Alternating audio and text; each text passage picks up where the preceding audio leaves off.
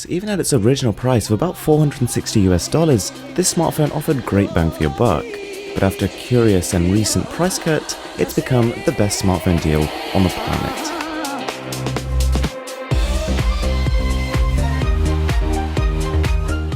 So this is the Mrwhosetheboss One Max, and after recently becoming discontinued, the price has literally just plummeted just to shift the stock. But what you're actually getting here for the money is incredible. Now to start with, this is a gigantic smartphone. It boasts a 6.44-inch screen, which, when you think about it, is about twice the screen area of a screen which is 4.5 inches. It's actually probably not as thick as you'd expect, and considering its huge heft, is probably not as uncomfortable to hold as you might think.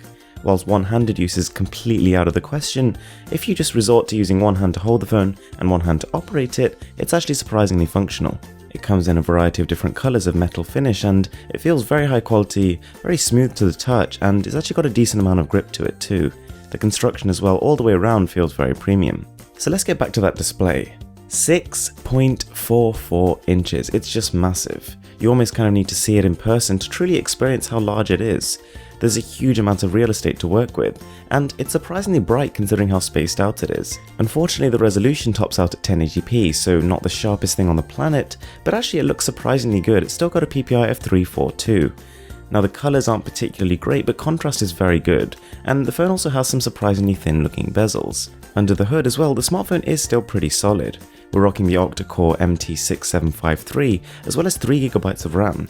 Now that's enough to keep the smartphone snappy. It does feel very responsive, but it's definitely not enough to top the benchmarks. Then again, the average Android game hasn't exactly got more demanding in the last 2 years, so the MT6753 still manages to cope pretty well. It won't play at full frame rates on every single game, but for the most part it's a smooth, clean and refined experience.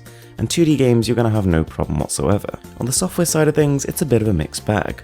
On one hand, we're running a next to stock, bloatware-free experience, but on the other hand, that experience comes in the form of Android 5.1. And I know for some of you it seems like a generation ago, and there are some sort of times when you're using the smartphone where it does feel like a bit of a blast from the past, and not necessarily in a good way. In terms of the camera, we've got a Sony IMX214 sensor, capable of 13 megapixel photos or 1080p video, and for the most part the results are really good. Detail absolutely shines. The colours lack a little bit of vibrancy unfortunately, but that could be tweaked afterwards. More importantly, the shutter time is extremely fast, almost eliminating all blur from your photos. It's got a good depth of field due to a fairly wide aperture, and also the front camera isn't half bad either. Unfortunately, the video is absolutely terrible, but aside from that, it's a pretty good camera. The speaker on the back is pretty unspectacular. I mean, the placement isn't fantastic, but volume is good. It's not particularly detailed or particularly bassy, but it's not bad in either of those categories either. It's also worth noting that the battery capacity is massive. We've got 6010 mAh of juice here, which actually means that even with the large display and the fairly power-hungry components, this thing can last through 2 full days easy. It also means that when sitting on standby, the battery drain is actually very slow. In terms of inbuilt storage, we've got 32 gigs, which is actually not bad. But unfortunately, the company has made the odd decision to not include an SD card slot. So guys, that is the Mrwhosetheboss One Max. And no, I can't guarantee stocks are exactly going to last on this guy, because at this price, it's an absolute steal. At its original RRP of $460 US, I'd probably tell you to give it a miss. For that price, it's a little bit underpowered and the screen resolution really doesn't keep up. But at this new $120 US that some retailers are selling it at, I have to tell you, I don't think I've ever seen a better smartphone deal. Thanks a lot for watching guys, I really appreciate it. And if you did enjoy the video, be sure to give it a thumbs up, that really helps me out.